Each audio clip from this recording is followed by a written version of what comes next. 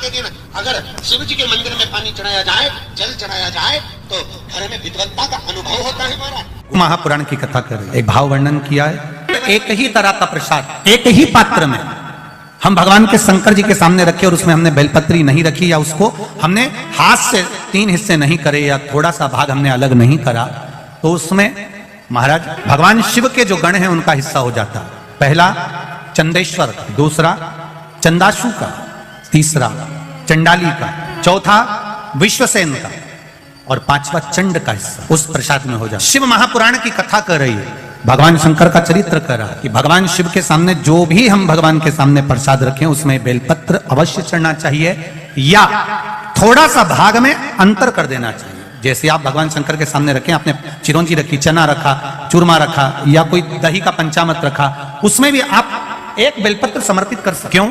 बेलपत्र उसमें डाल देने से या भाग विभाजन कर देने से भगवान शंकर के गणों का जो हिस्सा है वो हिस्सा नहीं रहता, फिर आप उसको ले जाकर अपने भाग के अनुसार उसको प्रयोग में ले सकते हैं, आप उसको पास। अब और अच्छे से समझ लीजिए, प्रसाद शिव जी का प्रसाद और अन्य प्रसाद में एक अंतर रहता है कि शंकर भगवान के प्रसाद को आप नहीं भी पाते हैं तो केवल अगर दर्शन मात्र कर लेते हैं तो भी ना जाने करोड़ों करोड़ों पाप हमारे जीवन के समाप्त हो। केवल दर्शन मात्र है कि शमी वृक्ष की पत्ती को जब कोई नारी, पुरुष, बच्चा, बूढ़ा, जवान उस शमी के पत्ते को बेलपत्र के साथ लेकर जब शिवालय तक जाता है, जितनी देर तक वो शमी का पत्ता उसके हाथ में रहता है, जितनी देर तक शमी का पत्र उसके घर में रहता है, जितनी देर तक शमी का पत्र उसके स्पर्श में रहता है, उतने उतने शरीर के रोग, दुख, ताप काट देता है और उसे अलग से बल प्रदान कर देता है। शमी पत्र। कभी कोई परिक्रमा,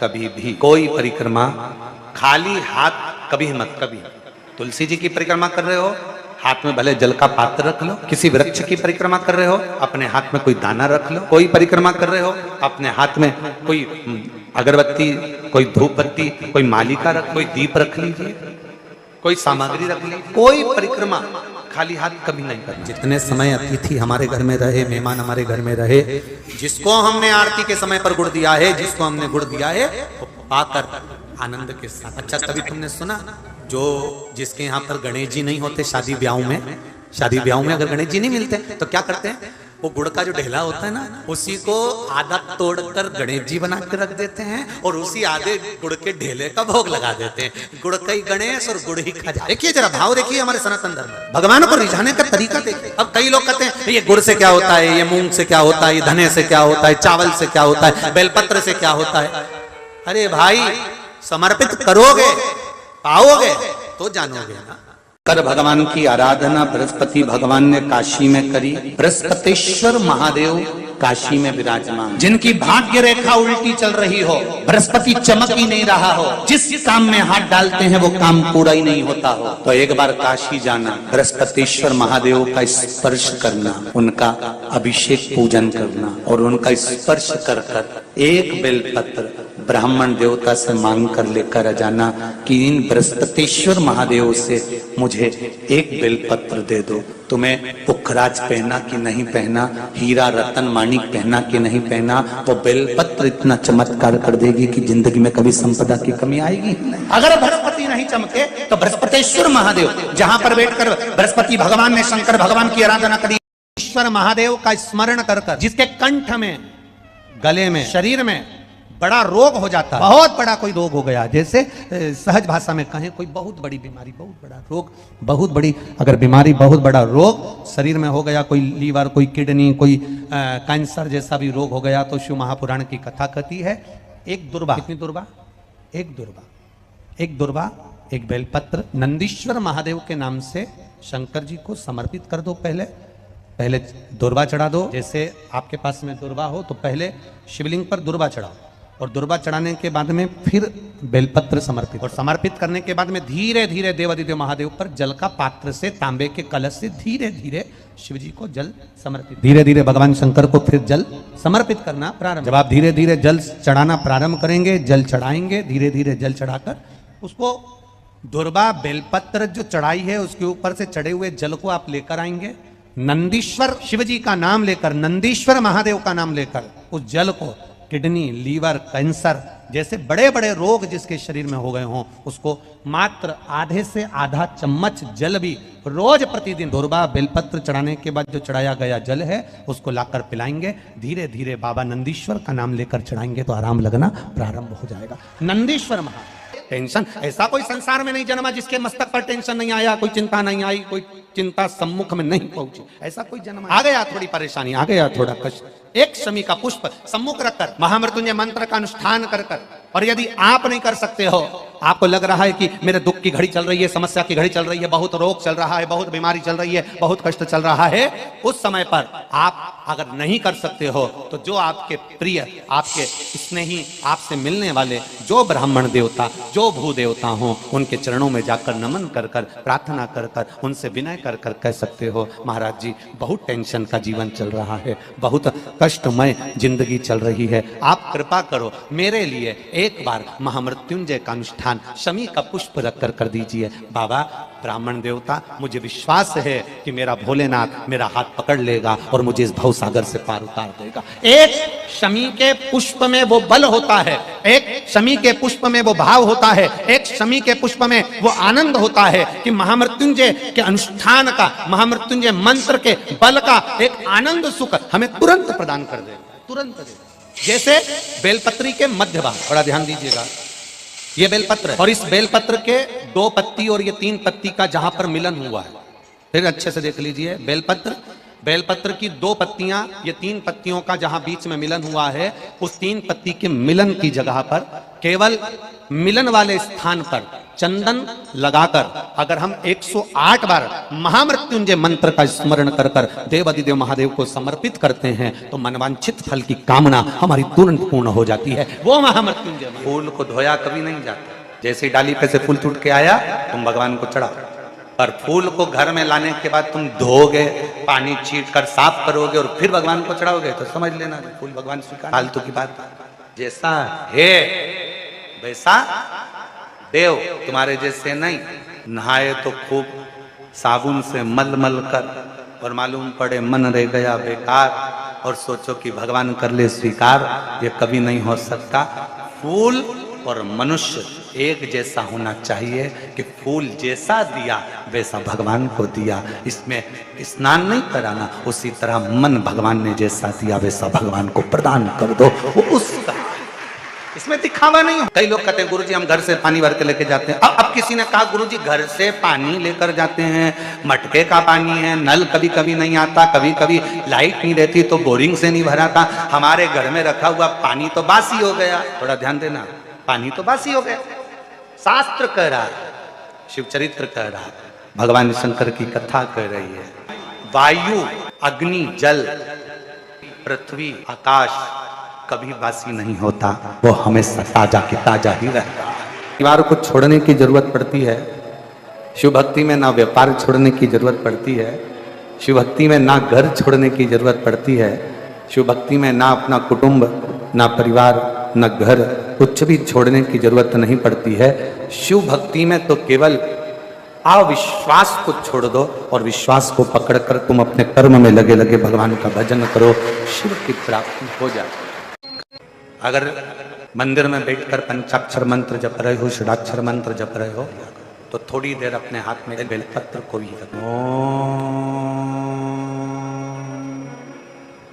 नमः शिवाय। उस बेलपत्र को हाथ में रखकर दोनों हाथों से वंदन कर कर, खाली हाथ नहीं, दिल से प्रार्थना करते हुए, हृदय से विनय करते हुए, निवेदन करते हुए, दिल से प्रार्थना करते हुए, फिर उस बेलपत्र को अपने हृदय की कामना कर कर, विनय कर कर, निवेदन कर कर शिव जी को समर्पित करो, भगवान शंकर को चढ़ाओ।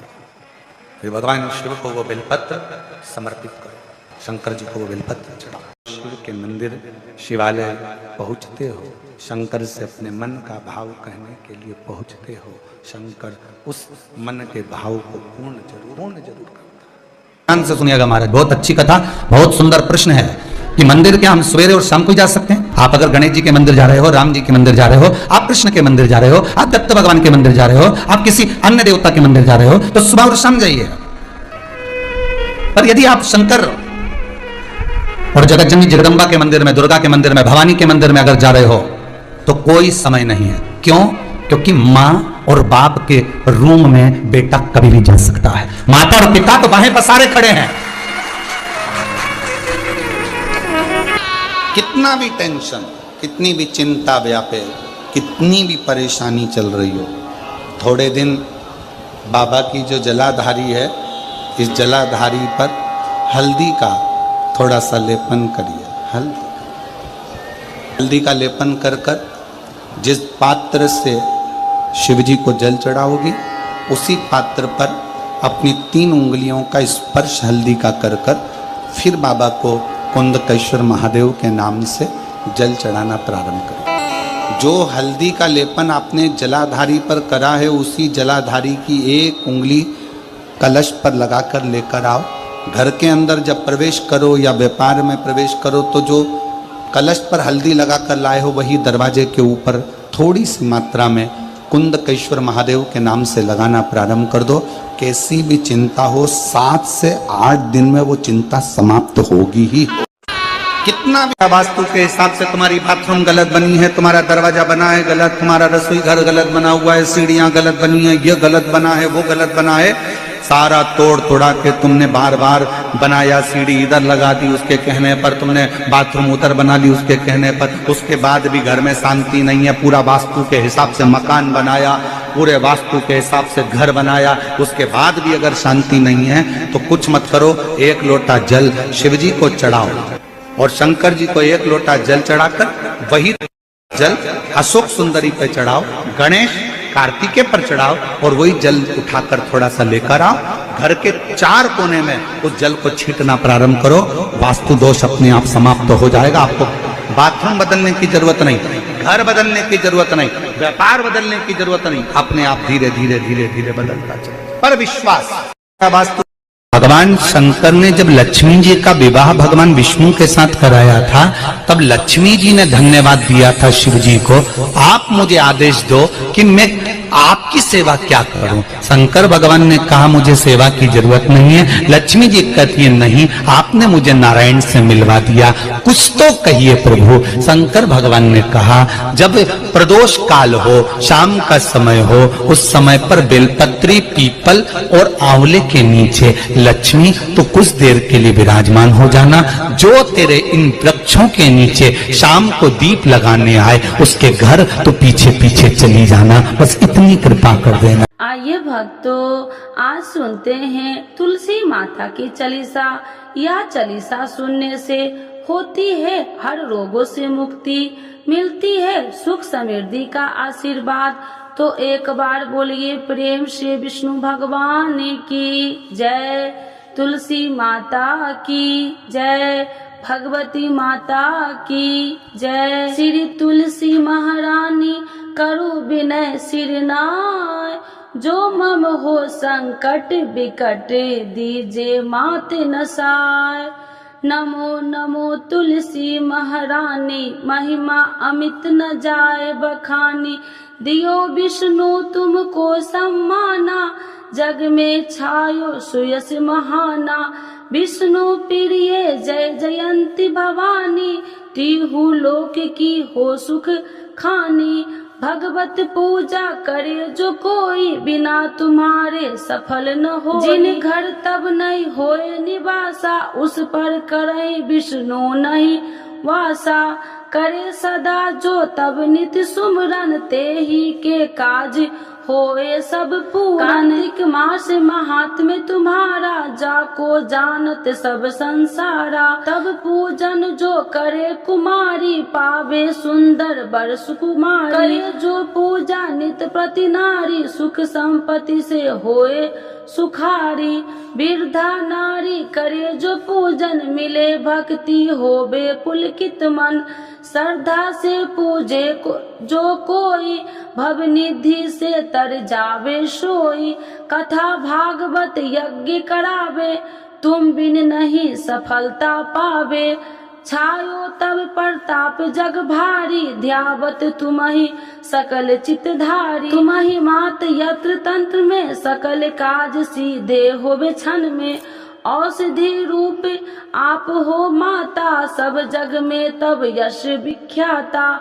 देव ऋषि मुनि और तपधारी, करत सदा तब जय जयकारी। वेद पुराणन तब यश ज्ञाया, महिमा अगम पार नहीं पाया।